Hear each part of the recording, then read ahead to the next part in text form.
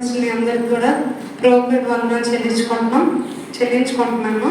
యోహాను సువార్త 19వ అధ్యాయం 26 నుంచి 26 వచనాలు చదివారు.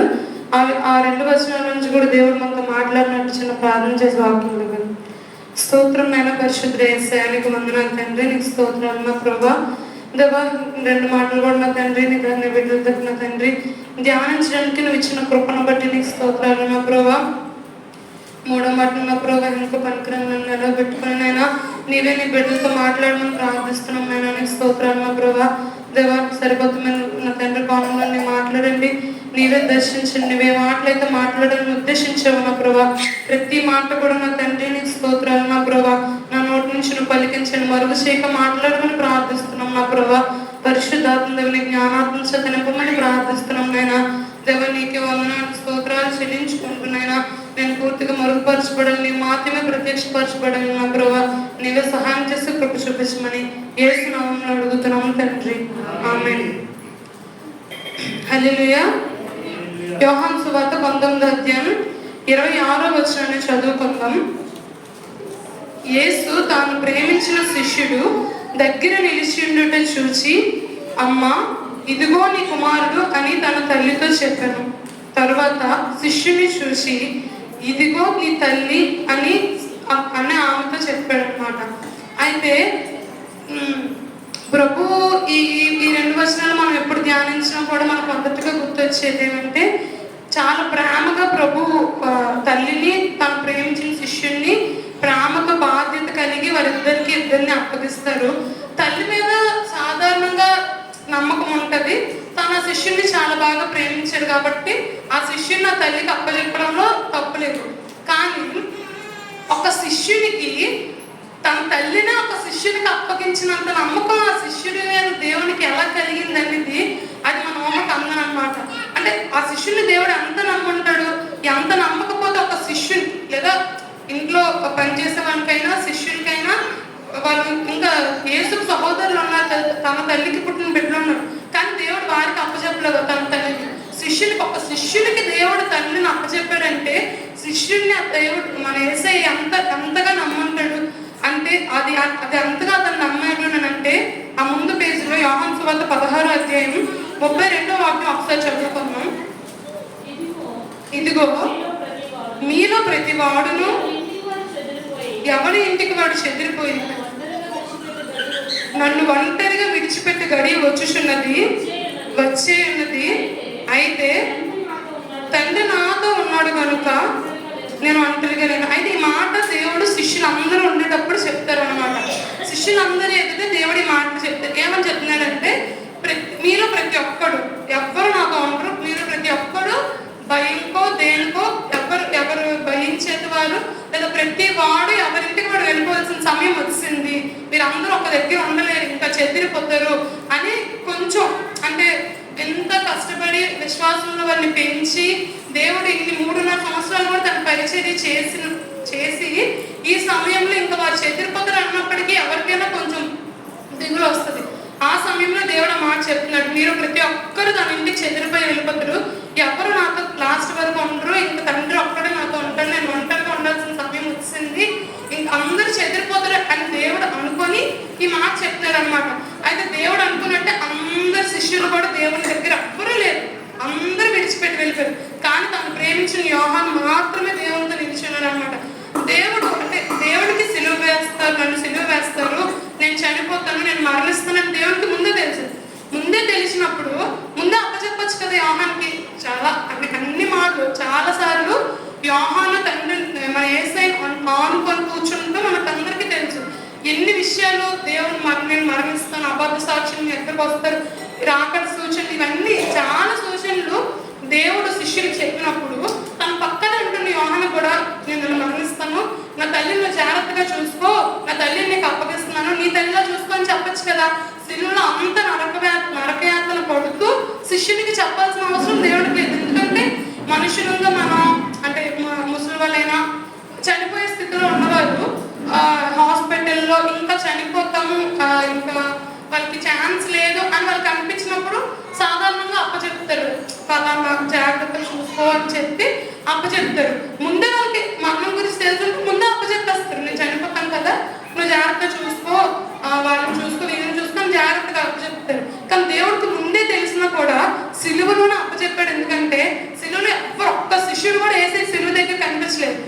యోహాను మాత్రమే సిలువ దగ్గర కనిపించాడు.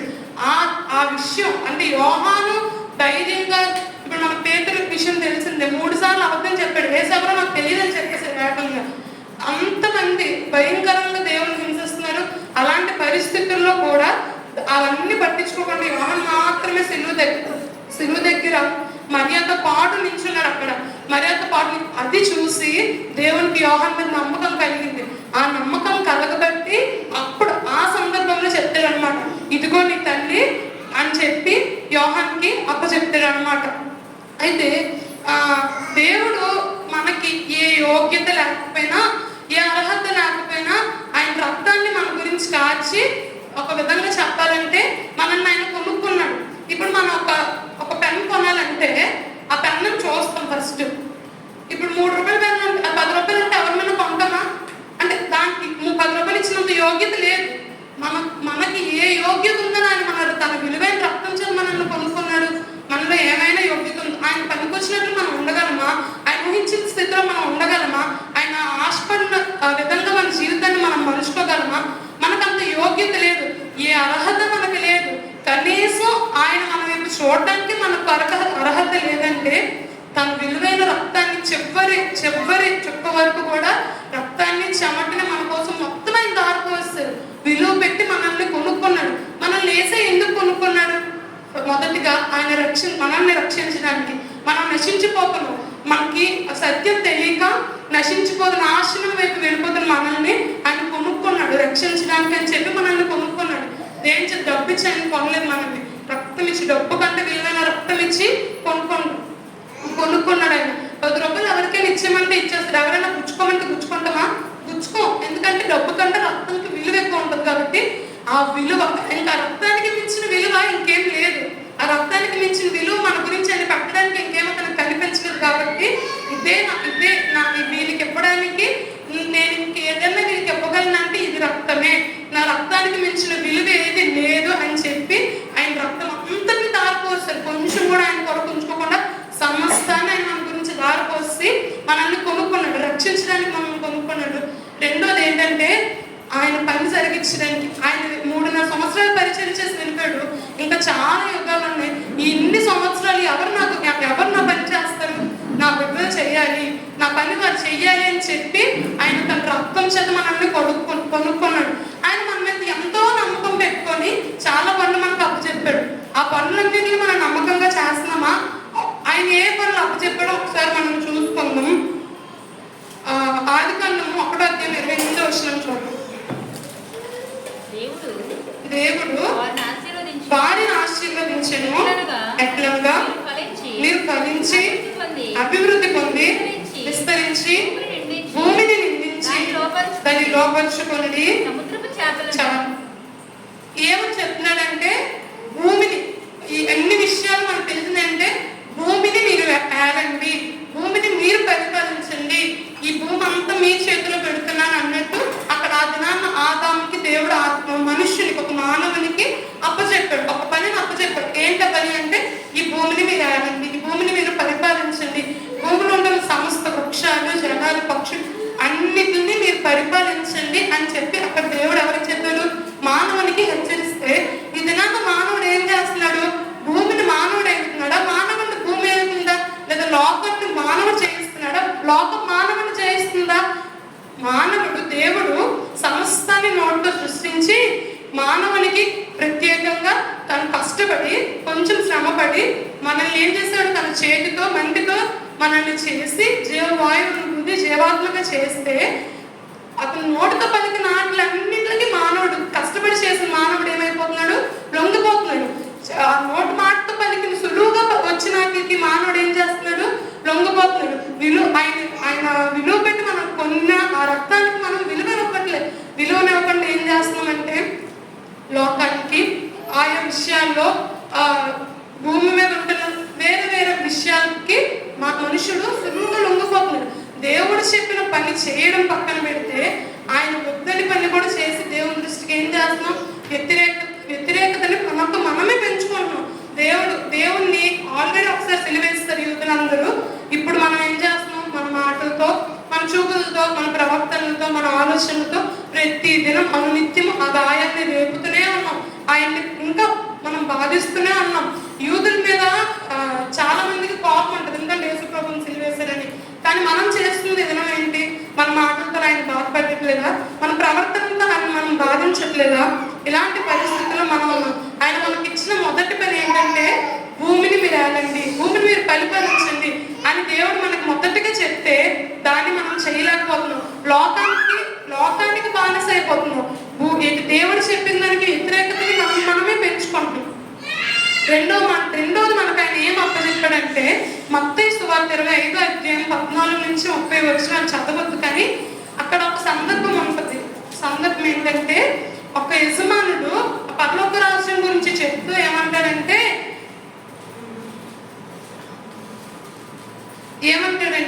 అతను దేశాంతరం పోతూ ఒకరికి 5 తలాంతులు, ఒకరికి 2 తలాంతులు, ఒకరికి ఒక తలాంతు అప్పగిస్తారు అనమాట.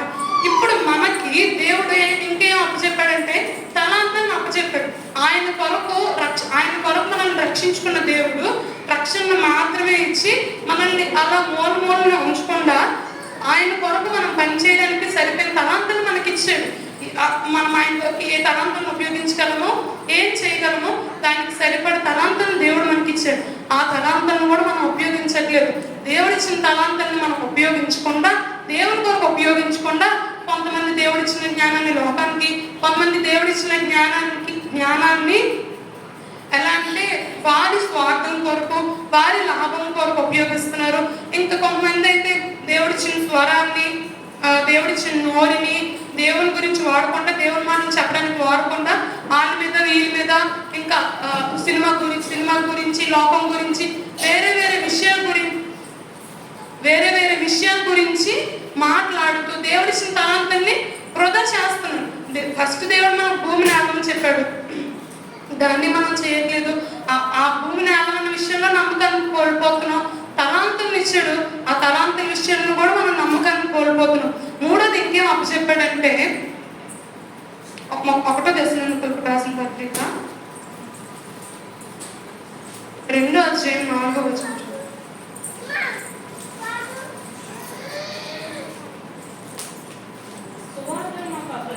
సువార్తను మాకు అప్పగించుటకు యోగ్యులమని దేవుని వలన ఎంచబడిన వారమే, మనుష్యులను సంతోషపెట్టువారు కాక మన హృదయమును పరీక్షించి దేవుని సంతోషపెట్టువారమే బోధించుతున్నాం. దేవుడు ఇంకా మనకేం అప్పచెప్పాడంటే సువార్తను అప్పచెప్పాడు అనమాట. ఎక్కడో ప్రపంచానికి మధ్యలో బెత్లెహేములో పుట్టిన దేవునికి వచ్చిన వార్త మన దగ్గరికి ఎలా వచ్చింది? సువార్త ప్రకటించబట్టే కదా. ఇప్పుడు మనకి దేవుడు ఏం అప్పగించాడంటే సువార్తను అప్పగించాడు. ఈ సువార్త ఎవరికి వెళ్ళాలి? అన్ని జనులకు వెళ్ళాలి. ఇంకా దేవుని ఎరుగని వారి లోపలికి సువార్త వెళ్ళాలి. ఇప్పుడు సువార్త ప్రకటించాలి అంటే సేవకు మాత్రమే రావాలని ఉందా? సువార్త ప్రకటించాలి అంటే దైవజనులే ప్రకటించాలి.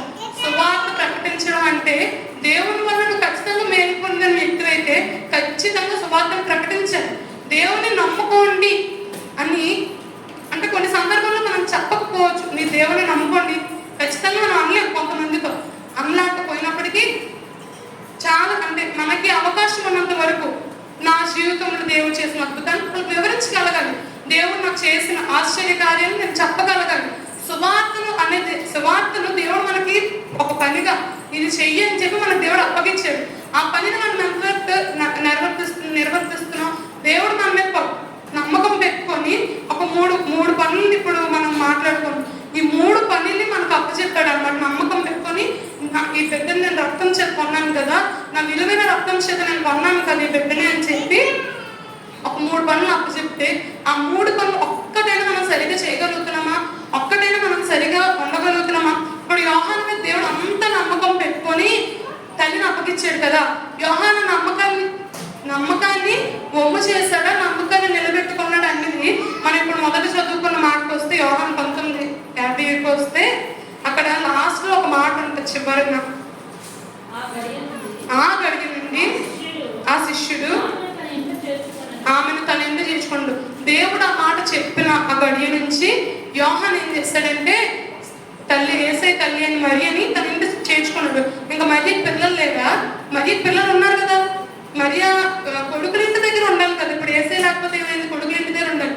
కానీ మరియా ఏం చేసింది, శిష్యుడు యోహాన్ ఏం చేశాడంటే ఆ గడియ నుంచి దేవుడేదో సిలువలో ఇంకా ఎవరు దగ్గర లేరు కాబట్టి నాకు అప్పచెప్పాడు అని చెప్పి వదిలేదు. ఆ గడియ నుంచి తన తల్లిని ఏం చేసుకున్నాడు, చేర్చుకున్నాడు. ఇప్పుడు ఆయన మన మీద నమ్మకం పెట్టుకున్నాడు. ఆ నమ్మకాన్ని మనం ఎంతవరకు నిలబెట్టుకుంటున్నాం, ఆయన మన మీద పెట్టుకున్న నమ్మకాన్ని మనం ఎంతవరకు నిలబెట్టుకున్నాం, కనీసం మనం ఆయన కార్చిన రక్తానికి విలువనిస్తున్నామా, కనీసం ఆయన త్యాగాన్ని మనం గుర్తిస్తున్నామా. మనము ఇప్పుడు ఇప్పుడు అమ్మాలు ఉంటారు, మనకు ఏదైనా పని ఉంది, ఎవరికైనా ఏదైనా పని చెప్పేటప్పుడు లేకపోతే ఇది పట్టుకొని ఇచ్చేటప్పుడు అలా పట్టుకోకుండా వాళ్ళకి ఏదైనా పని చేసుకుంటే నీ పని ముందు అయిపోయి నా పనికి అనవసరమా అని తిడతారు, గసురుతారు. ఇప్పుడు దేవుడు రక్తం కాచి మన కొరకు ప్రాణం పెట్టి ఒక పని అప్పు చెప్తే ఆ పనిని నమ్మకంగా చేయడం పక్కన పెట్టి ఆయన త్యాగాన్ని గుర్తించకుండా ఆయన రక్తానికి విలువనివ్వకుండా మన పనులు మనమే చూసుకొని మన పనులు మన దేవుడు చూసుకోవద్దని ఎప్పుడూ చెప్పలేరు. ఎవరి పని వాళ్ళు చూసుకొని దేవుని పనికి సహకరించాలి, దేవుని పనిని చెయ్యాలి. అయితే దేవుడు మనకు అప్పగించిన పని మనం చెయ్యాలి, దేవుడు మనకి ఇచ్చిన పనిని కూడా మనం చెయ్యాలి, రెండింటిని కూడా మనం చెయ్యాలి. ఇప్పుడు ఒక చదువుకునే వ్యక్తికి చదువు దేవుడు ఇచ్చిన పని, చదువుతూ ఉండాలి. చదువుతూ దేవుడు మనకు అప్పగించిన పని సువార్తని ప్రకటించాలి. వీలైనంత వరకు అన్యులకి లేదా దేవుని ఎరుగుని వారికి దేవుని గురించి బోధించాలి. ఈ స్థితిలో మనం ఉండాలన్నమాట. కానీ మనం ఏ స్థితిలో ఉన్నాం ఈ దినాన్ని అనేది మనకు మనం ప్రశ్న వేసుకోవాలి. అసలు భక్తి దేని గురించి చేయాలి, మనం భక్తి చేయవలసింది దేనికి, మనం దేని గురించి భక్తి చేస్తున్నాం. భక్తి మన అవసరతల్ని మన ఆరోగ్యాన్ని కాపాడుకోవడానికి చేయవలసిందా భక్తి అంటే? భక్తి అంటే ఏంటి? దేవుని సంతోషపెట్టడానికి, దేవుణ్ణి మన మీద ఉంటున్న ఆశలన్నీ తీర్చడానికి కదా మనం చేయాల్సిన భక్తి. ఒక విధంగా చెప్పాలంటే దేవుడు తనతో మనల్ని ఉండాలని ఆశపడ్డాడు. ఎక్కడ పరలోక రాజ్యంలో నాతో కూడా నా బిడ్డలు ఉండాలి అని ఆశపడ్డాడు. దాని గురించి కదా మనం భక్తి చేయాలి. మన అవసరతల గురించి, ఈ రోజు మనకు భోజనం గురించి, లేదా అప్పులు తీరడం గురించి, లేదా ఆరోగ్యం గురించి, ఆరోగ్యం కావాలంటే దీని గురించే మనం భక్తి చేసేది. లేదా దేవుడు నమ్ముకుంటే ఐశ్వర్యం వస్తుంది, ఆశీర్వదిస్తాడు, డబ్బు వస్తుంది, అది వస్తుంది, దాని గురించి మనం అన్నిటికీ మనం చాలాసార్లు సవాలు ప్రకటించినప్పుడు కూడా ఇదే చెప్తాం. దేవుడు నమ్ముకోండి మీ శ్రమకు పోతే, దేవుడు నమ్ముకోండి మీ అప్పులు తొలగదు, ఇది చెప్తాం. కానీ దేవుడిని మనం దేనికి నమ్ముకోవాలి?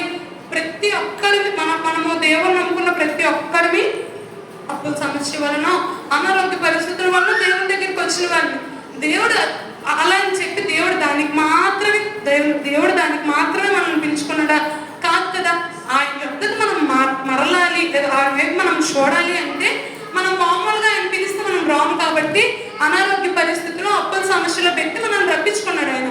మనం రప్పించుకున్న ఆయన ఇప్పుడు మన గురించి ఏది ఆశపడుతున్నాడంటే ఆయనకి ఇష్టమైన భక్తి మనం చెయ్యాలి. ఆయన సంతోషపరచగలిగిన స్థానానికి మనం వెళ్ళాలి. ఒక విధంగా చెప్పాలంటే పరలోకానికి చేరుకోగలిగిన స్థానానికి మనం వెళ్ళాలి. ఇంత భక్తి చేసి భూమి మీద నాకు అవసరతను తెరడానికి, నా ఆరోగ్యం కొరకే నేను భక్తి చేస్తున్నాను అన్నట్టు బ్రతికితే, నువ్వు భూమి మీద నేను దేవుడిని బిడ్డని అని చెప్పుకున్నా దేవుడు పరలోకంలో నువ్వు నా బిడ్డని అని చెప్పడు. దేవుడు ఏమనుకుంటాడంటే వీళ్ళెవరో నాకు తెలియదు. దేవుడు ఏమన్నాడు?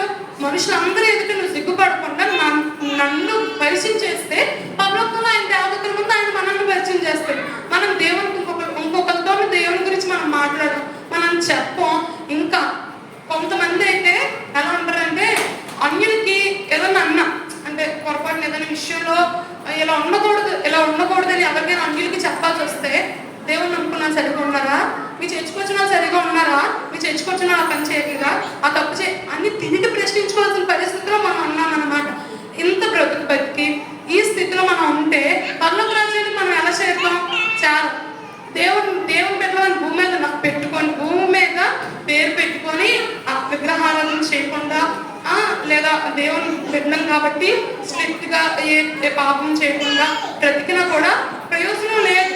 మనము దేవుని రాజ్యంలో ప్రవేశించాలి, లేదా దేవునికి ఇష్టమైన భక్తి చేయాలి అంటే ఆయన ఇచ్చిన ఆజ్ఞలు అన్ని మనం నెరవేర్చాలి.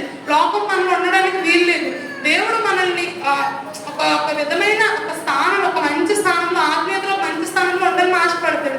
మనం ఆ స్థానానికి వెళ్ళక, దేవుడిని సంతోషపరచలేక, చిన్న చిన్న కోరికలకి, లేదా చిన్న చిన్న ఆశలకి, చిన్న చిన్న వాటికి మనం పడిపోతూ దాని గురించి బ్రతుకుతూ కొంతమంది అంటే ఇంకో ఏది ఆలోచిస్తారంటే భూమి మీద ఇన్ని సంవత్సరాలు ఉన్నాయి, 70 సంవత్సరాలు, లేదా ఎప్పుడు ఎవరు చనిపోతున్నారో తెలియదు కాబట్టి ఉన్నన్ని రోజులు హ్యాపీగా బ్రతికేయాలి అని అనుకుంటారు.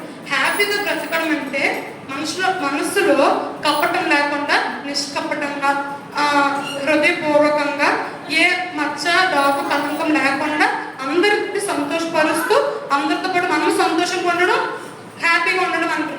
అంతేగాని ఉన్నదే కొంచెం కాలం కదా ఎంజాయ్ చేద్దాం అని చెప్పి దేవునికి ఇష్టం లేని కార్యాలు చేస్తూ తిరిగితే ఈ 70 సంవత్సరాల గురించి మనం ఆలోచించినట్టు. కానీ ఈ 70 సంవత్సరాల తర్వాత పూర్తయిన తర్వాత మనకు ఉంటున్న ఆ నిత్యత్వం గురించి మనం ఏమాత్రం ఆలోచించలేనంటే ఈ 70 సంవత్సరాలు మనం ఎలా బ్రతుకుతాం అనేది ఇంకా యుగాలు మనం ఈ 70 సంవత్సరాలు పూర్తయిపోయిన తర్వాత ఉండాల్సిన స్థలాన్ని నిశ్చయిస్తాయి అనమాట.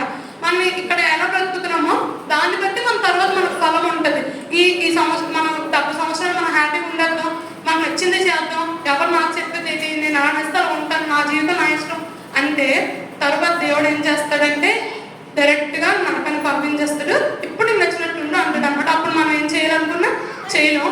ఆయనకు ఇచ్చిన విలువైన రక్తాన్ని మనం వృధా చేసినట్టే, ఆయన త్యాగాన్ని మనం మర్చిపోయినట్టే, మన కోసం ఆయన సిద్ధపరిచిన పరలోక రాజ్యాన్ని కూడా మనము చేరుకోలేమన్నమాట.